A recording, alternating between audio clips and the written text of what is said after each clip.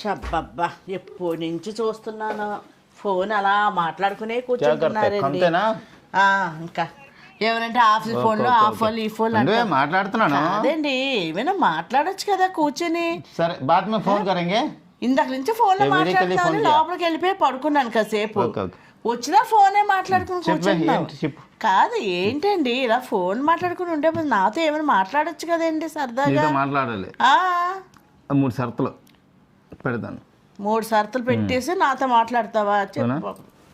1, ఎక్కడ తీసుకెళ్ళమని అనకూడదు. తెగ తిప్పుతున్నావు కదా. 2, చీరల గీల కొనమని చెప్పకూడదు.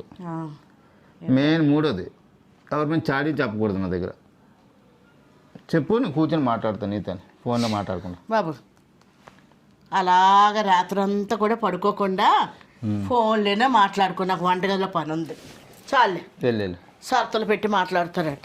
ఇదండి తెలుసు కదా.